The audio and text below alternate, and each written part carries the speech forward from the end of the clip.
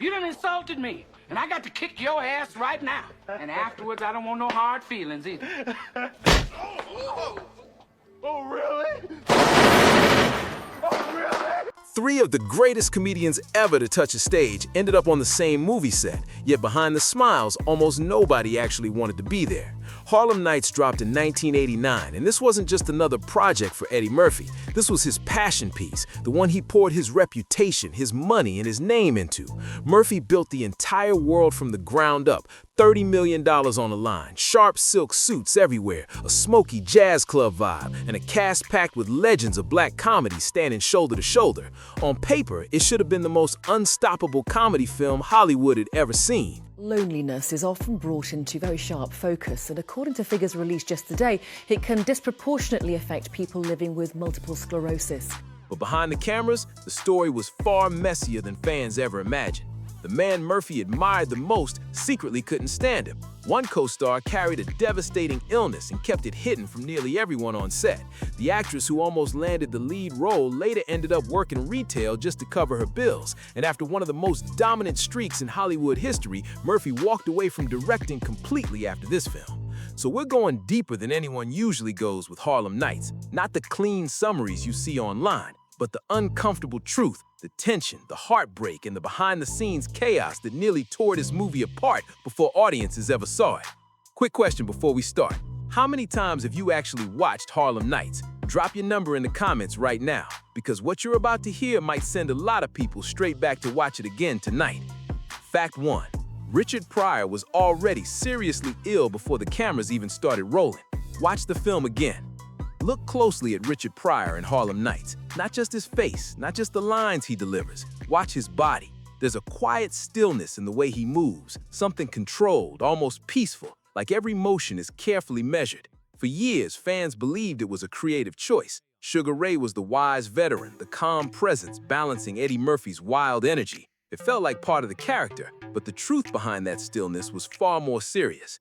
3 years before the cameras even started rolling, in 1986, Richard Pryor received life-changing news. Doctors diagnosed him with multiple sclerosis, a disease that attacks the central nervous system, a disease that slowly takes away the physical spark and explosive energy that once made Pryor one of the most electric comedians to ever step on a stage. And here's the part that really stays with you. He told absolutely no one on that production. Not the studio, not the producers, not even Eddie Murphy. Nobody on that set knew what he was dealing with inside his body. The same man who once turned a terrifying accident into legendary comedy was now quietly battling something much bigger, and he carried that weight alone while the cameras rolled. Richard Pryor film and an Eddie Murphy film. So we're watching Harlem Nights. Fact 2. Eddie Murphy had no idea his hero was facing that struggle. Murphy later admitted the truth hit him hard. In his own words, he said he was like a puppy around Pryor, full of excitement and pure admiration. Pryor wasn't just another comedian to him. Murphy had more photos of Pryor on his walls than Elvis Presley. He studied Pryor's work the way a devoted student studies sacred text, building his entire comedy blueprint from the man he respected most. And for Eddie Murphy, this was supposed to be the moment of a lifetime. His idol was finally standing on the same set, inside his movie, inside a world he created. Murphy expected guidance, stories, maybe even a legendary creative partnership between two generations of comedy greatness. Instead, he felt something completely different: silence. Years later, Murphy admitted he never understood what was really happening back then. He noticed Pryor moving slower than expected. He felt a certain distance between them. From Murphy's perspective, it felt like rejection, but the reality behind that distance was far more painful than anyone realized. Richard Pryor was hurting, and he chose to carry it quietly. He didn't want sympathy. He didn't want people treating him differently. He wanted to walk on that set and still be Richard Pryor for as long as possible. While everyone around him laughed and worked, he was dealing with a battle inside his own body that nobody could see. Think about that for a second. How many people have watched Harlem Nights without ever knowing that truth? Fact 3. The understanding ran deeper than anyone expected. In 1997, Pryor released his autobiography, Pryor Convictions, and he spoke honestly about the tension. Pryor admitted he always believed Murphy's comedy style could be harsh. He even told Murphy directly to soften it a little, to be kinder with the jokes. That advice didn't land well at all. Murphy had already become the biggest comedy star in the world doing his way. To him, the comment felt like criticism. Pryor walked away thinking Murphy dismissed him. Murphy walked away thinking Pryor didn't respect him. So every day on that set, two comedy giants stood only a few feet apart, both convinced the other one didn't like them. Neither said it out loud. They showed up, filmed their scenes, and left carrying the same quiet misunderstanding from opposite sides. They both believed the other man disliked them, and the painful part is they never truly fixed it. Well, Red Fox went through some life and money issues, but he always paved the way for other successful comedians. Think about this the next time you watch Sugar Ray and Quick share a scene together. There was already tension in the air behind the cameras that most viewers never knew existed. Fact 4. The original actress cast as Dominique LaRue never even made it into the finished film, and the situation exploded into a massive legal battle before Jasmine Guy ever stepped into that famous dress. The role first belonged to a young actress named Michael Michelle. She was only 22 years old, full of ambition, and ready for the moment that could change her entire career. Michelle signed a contract worth $27,500 and arrived at Paramount ready to work.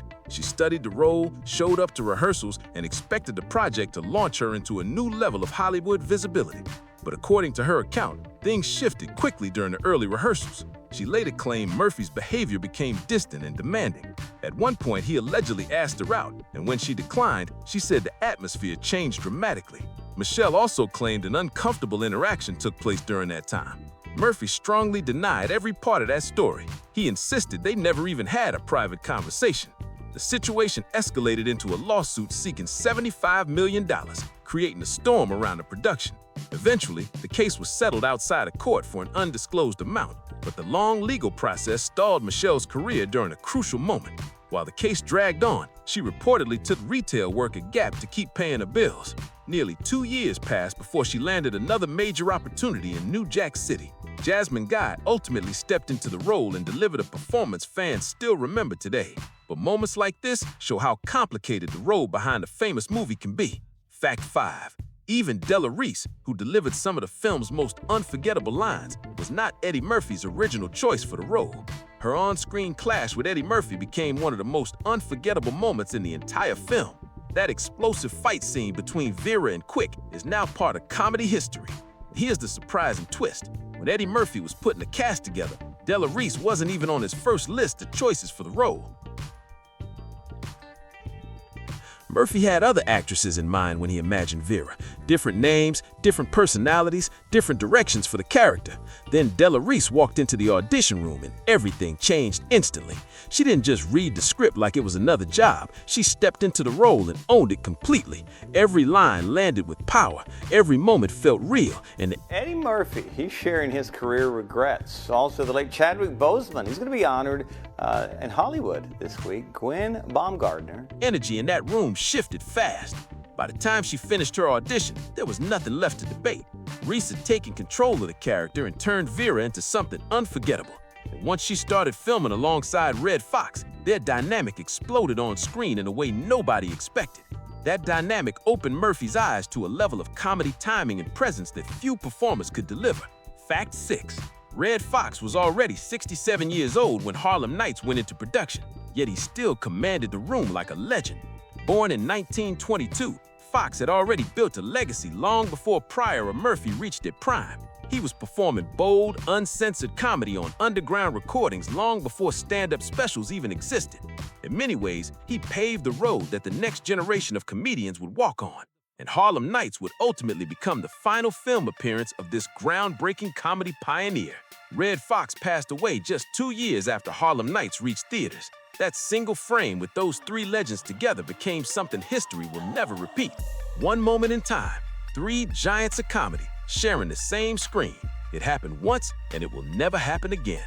You know, because I had worked for a very long time before I became a mom, and you have to live somewhat like a gypsy if you're an actor. Fact 7. Nearly 50 years of black comedy history stood together in one shot, and it deserves to be said clearly. Red Foxx, born in 1922. Richard Pryor, born in 1940. Eddie Murphy, born in 1961. When the camera started rolling on Harlem Nights, there was a 39-year gap between the oldest and the youngest lead. But those numbers tell a bigger story than just age. Each man represented an entire era of comedy evolution. Red Foxx laid the groundwork first, performing bold, unfiltered routines that spoke openly about life when most entertainment stayed polite and carefully controlled. Then Richard Pryor took that raw foundation and turned it into something deeply personal, turning pain, truth, and vulnerability into comedy that made audiences laugh while feeling every word. Eddie Murphy stepped into that legacy and carried it to a global stage, becoming the biggest entertainment force of his generation. No other film has ever captured all three of those voices together at the same moment in time. Murphy understood the weight of that opportunity, and regardless of what critics later said, the historical record speaks loudly. He managed to place 50 years of comedy legacy onto one screen before time moved on. Fact 8, and here's the painful truth. Some of the funniest moments connected to this movie were never filmed. When the camera stopped rolling, Pryor and Foxx would start going off with jokes between takes, and the entire set would explode with laughter.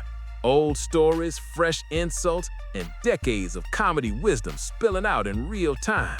That's what the atmosphere felt like whenever the camera stopped rolling on Harlem Nights. Eddie Murphy later talked about those moments with a mix of joy and regret. He said everyone on set would be doubled over, laughing so hard they could barely breathe. According to Murphy, the funniest moments happened when nobody was recording anything at all. Imagine that scene for a second.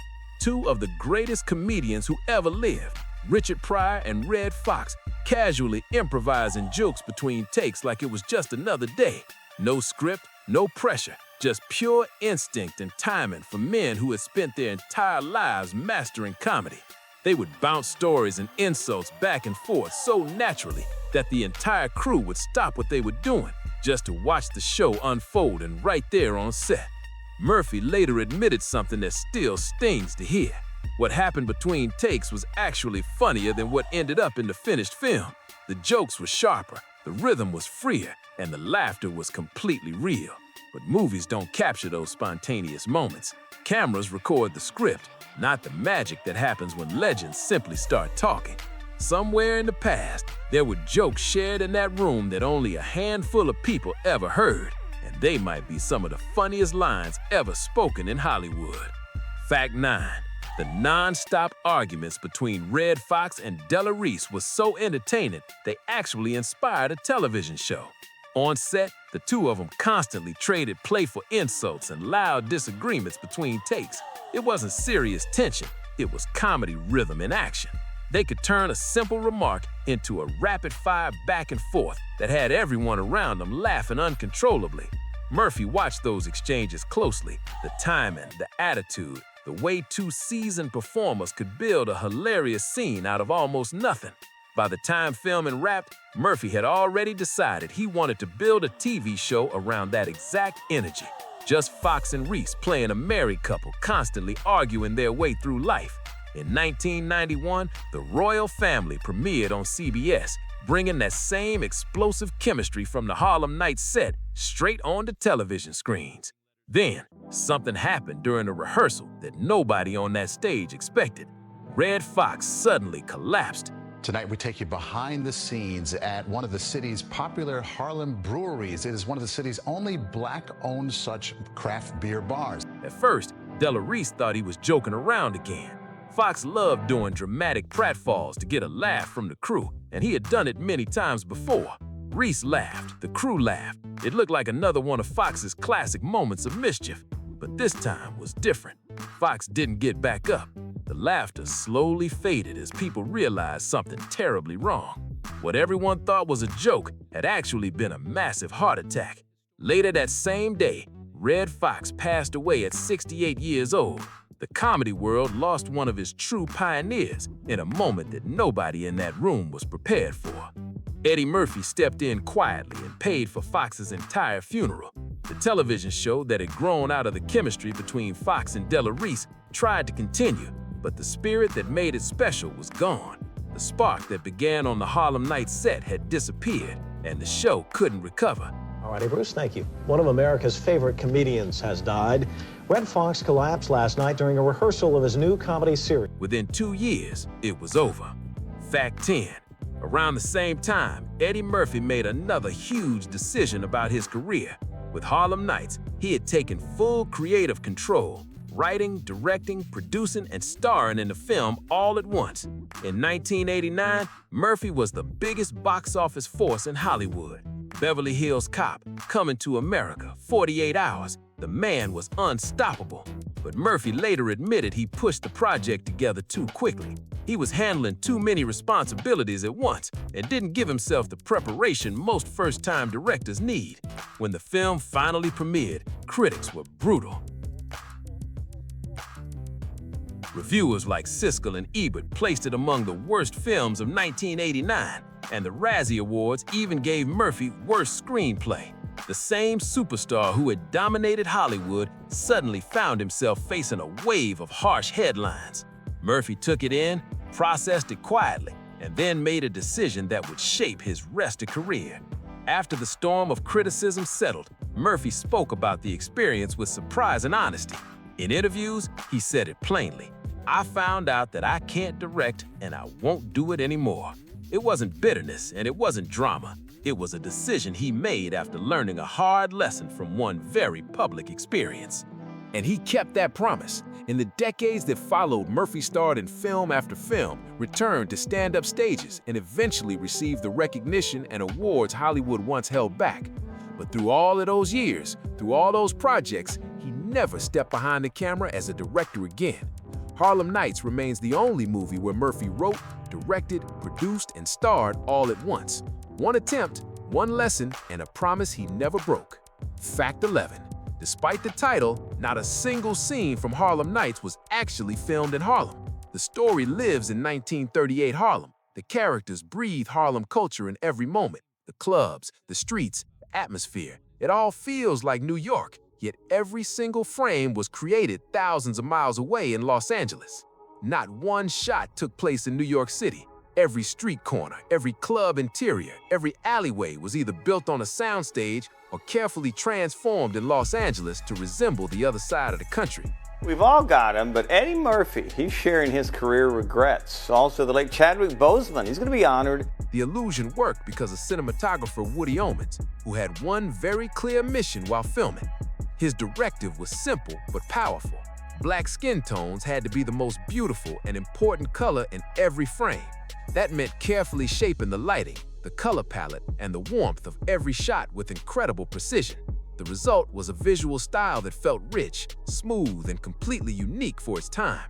When Harlem Nights finally reached theaters in 1989, the look of the film was so striking that audiences didn't just want to watch that world, they wanted to step inside it. After Harlem Nights reached theaters, something unexpected happened across the country. The film's style didn't just stay on the screen, it started showing up in real life. Themed bars began popping up in different cities. People threw full Harlem Nights parties, dressing in sharp suits, vintage dresses, and recreating the smooth jazz club vibe from the movie. The look, the music, the energy, it turned into a cultural trend almost overnight. And here's the wild part. None of it was actually filmed in Harlem. The entire world audiences fell in love with had been carefully created in Los Angeles. Yet somehow, the atmosphere felt so authentic that it became more Harlem in spirit than many real locations could capture. Fact 12. The story itself wasn't pure fiction either. Eddie Murphy pulled inspiration from real figures who shaped Harlem's history. In the 1930s, the neighborhood was a serious battleground for power and money. One major figure was Dutch Schultz, a powerful mob-connected gangster who wanted control of Harlem's numbers racket, the underground lottery that brought in huge profits. Standing firmly against him was Bumpy Johnson, a legendary figure who refused to let outside forces take over the community's operations. That real-life conflict became the backbone of Harlem Nights. Bugsy Calhoun represents the outside mob pressure trying to dominate the neighborhood, while Sugar Ray and Quick represent the men determined to protect what they built. Murphy wasn't just writing a flashy comedy. Underneath the humor, he was telling a story about control, pride, and economic independence in a community fighting to keep its power. Fact 13. One real historical figure whose influence rarely gets enough recognition is Stephanie St. Clair. Known widely as Madam Queen, she was one of the most powerful operators connected to Harlem's numbers world. Yet despite her massive influence, her role in shaping that era is often overlooked when people talk about the history behind stories like Harlem Nights. Stephanie St. Clair arrived in Harlem from the Caribbean and quickly built one of the most organized numbers operations the city had ever seen. During the 1920s and 1930s, she became a powerful figure in Harlem's underground economy, running a network that was both disciplined and extremely profitable. Then, Dutch Schultz decided he wanted control of her territory. Many people would have stepped aside when a major mob figure made a move like that. St. Clair did the opposite. She confronted the situation directly and even went to the newspapers, publicly naming Schultz and exposing exactly what he was trying to do. She wrote letters to the press, calling out the pressure being placed on her operation and refusing to back down. Think about how bold that was in that era. A black woman running a major operation with almost no institutional protection, standing up to one of the most feared figures in New York. That kind of defiance became part of Harlem's legend. And when you watch the women in Harlem Nights, their confidence, their pride, their refusal to be pushed aside, you can still feel echoes of figures like St. Clair in those characters, whether Eddie Murphy consciously intended it or not. Fact 14. The legal issues surrounding Harlem Nights didn't stop with the earlier lawsuit tied to casting. Two different writers later claimed Murphy had taken ideas from their scripts. The accusations were serious enough that one judge noted similarities in plot structure, characters, scenes, settings, and overall tone between the writer's work and Murphy's film. Both cases were eventually settled outside of court, and the details were sealed from the public. But the situation raised eyebrows, especially because just a year earlier, columnist Art Buchwald had successfully taken legal action against Paramount over Coming to America, winning a settlement of $825,000. Because of that earlier case, writers across Hollywood were paying very close attention. And when Harlem Nights arrived, two of them believed they recognized pieces of their own ideas appearing on the screen. Fact 15. The legal chaos surrounding Harlem Nights didn't stop with the writers or the casting controversy. Even Red Foxx found himself pulled into a courtroom battle during the film's production. His own talent agency filed a lawsuit against him, claiming he owed more than $50,000 in unpaid commissions. For many fans, that news came as a surprise. Red Foxx had spent decades as a legendary figure in comedy, but behind the scenes, his financial situation was far more complicated than people realized. Throughout his career, Foxx was known for spending money just as quickly as it came in. By the late 1980s, those habits had caught up with him, leaving him dealing with financial pressures that rarely appeared in the headlines celebrating his success. So while audiences imagine the Harlem Nights set as a glamorous gathering of comedy legends, the reality was far more complicated. Legal disputes, financial stress, and multiple lawsuits were unfolding around the production at the same time. The cameras captured the jokes and the style, but none of the tension happening just outside the frame. Fact 16. Despite all the behind-the-scenes drama, Harlem Nights opened in theaters with huge momentum. On November 17, 1989, the film premiered and immediately climbed to the #1 spot at the box office. The opening weekend pulled in $16.1 million, outperforming every other major release that week. One of the films it placed above was a new Disney animated movie that had quietly arrived in theaters, The Little Mermaid. At that moment, Murphy's passion project stood above it on the charts. Harlem Nights even set a new record for the biggest opening weekend during the pre-Christmas holiday period. For a moment, it looked like Murphy had scored another unstoppable hit. The following week, however, Back to the Future Part 2 arrived and pushed it down to #2. The critical buzz began to cool, but by the end of its theatrical run, the film still earned $60.9 million domestically. For most movies, that would be considered a major success. For a $30 million production starring the biggest comedy star on the planet, the final numbers felt underwhelming by Hollywood standards. Eddie Murphy expected a timeless classic that critics would celebrate. Instead, the film slowly transformed into something different, a cult favorite that audiences kept returning to again and again. At first, though, the reaction from critics was rough. What Murphy hoped would become a major milestone in his career landed somewhere between success and disappointment. Over time, fans embraced the movie with loyalty that critics never showed. Fact 17. The Razzie Award for Worst Screenplay became one of the most public embarrassments Murphy faced during that era. The Razzies exist for one reason: to mock films that critics believe missed the mark. And that year, Murphy's script for Harlem Nights was placed directly in the spotlight. Think about the situation. Murphy wrote the script himself. He also directed the movie, produced it, and starred in it all at once. In the same year, the film broke a box office record for its opening weekend period. The Razzies handed him a trophy meant to represent failure. The message was loud, public, and impossible to ignore. Over the years, Murphy has spoken about the experience with honesty. He admits he moved too quickly, took on too many responsibilities, and didn't give himself enough time to prepare as a director. But recognizing mistakes later doesn't erase how harsh that public criticism felt at the time. Fact 18. Here's a detail that reveals just how deeply Murphy admired Richard Pryor. Growing up, Murphy studied Pryor's work almost like a devoted student studying sacred material. Every album, every special, every recorded performance became a lesson. Pryor was the standard Murphy measured himself against. At one point, Murphy even said his walls were covered with photographs of Pryor, more pictures of Pryor than Elvis Presley. He mentioned that detail in interviews because it perfectly captured the level of respect he had for the man. And eventually, the comedian he had studied so closely became his co-star on the set of Harlem Nights. And the moment Eddie Murphy had dreamed about for years didn't unfold the way he imagined. The man he admired from afar, the comedian who shaped his entire career, stayed distant even when they were finally standing on the same set. For weeks, the idol and the fan worked side by side, but the connection Murphy hoped for never truly formed. It wasn't the kind of dramatic Hollywood story people expect. It was something much more human, two people missing each other emotionally despite being only a few feet apart. Fact 19. The lawsuit involving Michael Michel arrived in a very different era in Hollywood. The language and systems people now use to talk about workplace misconduct simply didn't exist in the same way back then. The frameworks, the policies, and the awareness that later shaped industry conversations were still years away.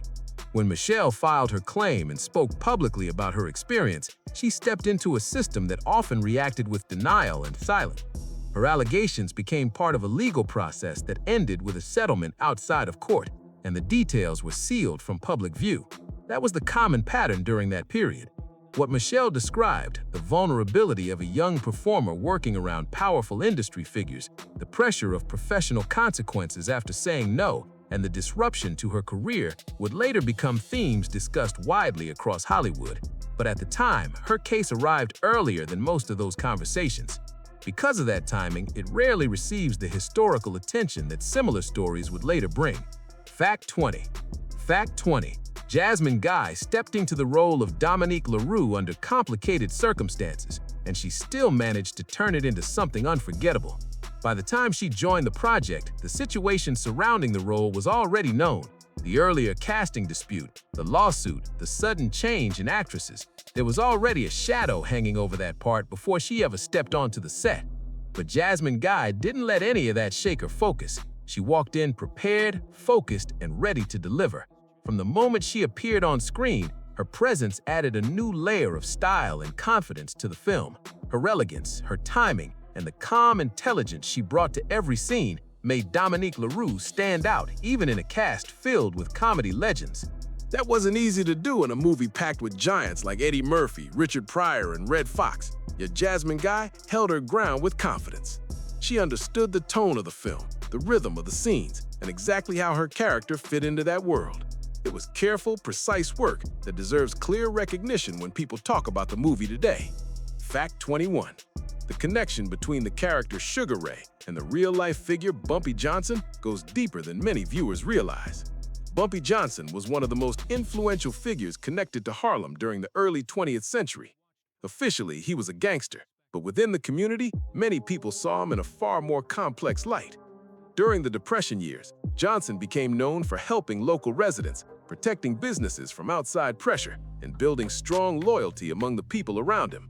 His long conflict with Dutch Schultz over control of Harlem's numbers economy became one of the most famous rivalries of that era. That historical struggle, who controls the neighborhood, who protects the community, and who benefits from its success, became the core inspiration behind the story Murphy built inside Harlem Nights. The conflict at the center of the story was never just about underground business. It represented something deeper. It raised the question of whether a black community would be allowed to control its own economic system, or whether outside forces would step in and take that power away. Eddie Murphy took that history, wrapped it in sharp suits, smoky jazz clubs, and stylish dialogue, and presented it as entertainment. But underneath the glamour, the foundation of that story was very real. Fact 22. The numbers racket featured in Harlem Nights was not a fictional idea created for the movie. It was a genuine economic system that operated in many urban communities across the United States. At a time when traditional banks often refused to serve black residents or made financial access extremely difficult, the numbers game became an alternative financial network. People would place small bets on 3-digit numbers, hoping their combination would come up. The payouts could reach odds of 600 to 1, creating a system where even a tiny bet could turn into a meaningful reward. Over time, the operators of these games became some of the most influential figures in their neighborhoods. They supported families, financed local businesses, and built forms of economic stability where the formal financial system had failed to provide support. By the 1930s, Harlem's numbers economy was generating millions of dollars each year. That kind of money naturally attracted outside interest from powerful groups who wanted control of it. Murphy's story captured that tension, the struggle between protecting a community's economic independence and the pressure from outsiders hoping to claim it. Fact 25. After the film premiered in theaters, something unexpected began to happen with its visual style and atmosphere. The style of Harlem Nights didn't stay locked inside the movie theater. The zoot suits, the sharp fedoras, the flowing evening gowns dripping with 1930s elegance, and that warm golden glow created by cinematographer Woody Omans started appearing in real life. Suddenly, people wanted to step directly into that world. Bars across the country opened with Harlem Nights themes. Private parties copied the film's fashion and atmosphere. Guests arrived dressed in vintage suits and glamorous dresses, recreating the exact vibe audiences had seen on screen. It didn't matter what critics said about the film or how the box office numbers were debated. The aesthetic had already escaped into the culture. That's what happens when a film's world is built with precision. The costume designers, the production team, and the cinematographer work together to create something visually complete. Every detail, from the lighting to the fabrics to the smoky club interiors, fit together so smoothly that audiences didn't just want to watch the story unfold, they wanted to live inside that environment. And remember, all of it was constructed in Los Angeles. A fully controlled version of 1930s Harlem was built piece by piece, so every frame looked exactly the way it needed to look. The streets, the clubs, the lighting, the colors, everything was designed to create beauty on screen. Fact 25. After Harlem Nights, the combination of Red Foxx, Richard Pryor, and Eddie Murphy never appeared together again. 3 generations of black comedy had shared the same frame only once. Red Foxx passed away in 1991. Pryor's illness continued to progress. Murphy moved forward into the next stage of his career. That exact alignment of talent, each man representing a different era of comedy, was a rare window that opened once and then quietly closed forever. And remember, Murphy was only 29 years old when he directed this film. He had legendary performers standing around him, but he was also stretched thin, handling multiple roles at once while hoping to learn from a mentor who was quietly dealing with serious health struggles. The gap between what this film might have become and what it ultimately turned into is very real, and it adds another layer to the story behind Harlem Nights. And yet, what remains on screen is still something remarkable. 3 comedy legends standing together in silk suits and sharp fedoras inside a world that had been built entirely from scratch. It actually happened. That moment exists, preserved forever, and anyone can still watch it today. Fact 25. The film's early reception never predicted the cultural legacy it would eventually build. When Harlem Nights arrived in 1989, critics went after it hard. Reviewers criticized it, the Razzies mocked it, and the box office numbers didn't match the massive expectations surrounding Eddie Murphy at the time. But then something unexpected began to unfold. Slowly, quietly, year after year, audiences kept coming back to it. People kept quoting the dialogue. Scenes from the movie started circulating through conversations and comedy references. Lines from Harlem Nights became part of the everyday language of Black American humor in a way no critical review could stop. Della Reese's unforgettable scenes became legendary moments fans loved to repeat.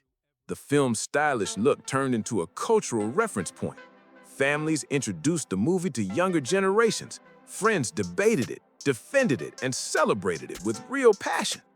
Over time, the movie achieved something the early critics never predicted.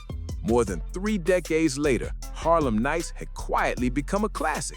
Not because critics suddenly changed their opinions, but because the audience refused to let the film fade away. Fact 26. Red Fox's final scene in the movie carries a deeper feeling once you know what happened afterward. Go back and watch that moment again. Watch it knowing that this would be the last film appearance of one of comedy's true pioneers. Watch it knowing that only 2 years later, he would collapse during a rehearsal. And at first, people around him thought it was another one of his famous pratfalls because he loved surprising the crew with those jokes. But that time, it wasn't a joke. Remember that Eddie Murphy later paid for Foxx's funeral.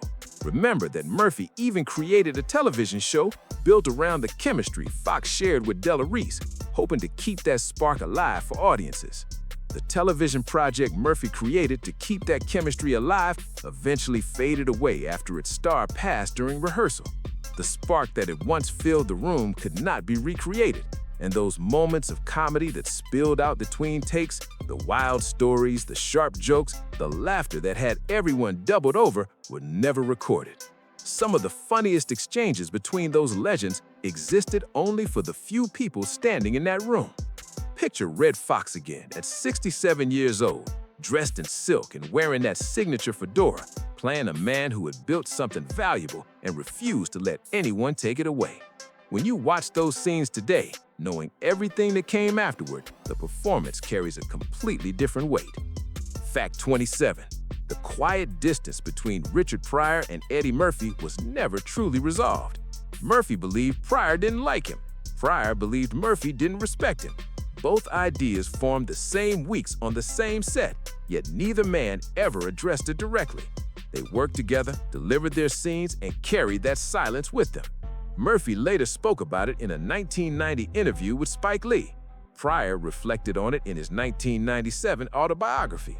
Two separate reflections about the same misunderstanding, shared years apart, but never spoken directly to each other. So there they were, two legendary comedians standing in the same frame, creating a film that has lasted for more than 3 decades, yet never forming the connection Murphy once hoped for. The movie that should have united them quietly revealed the distance that remained between them. Fact 28, and here is the final truth.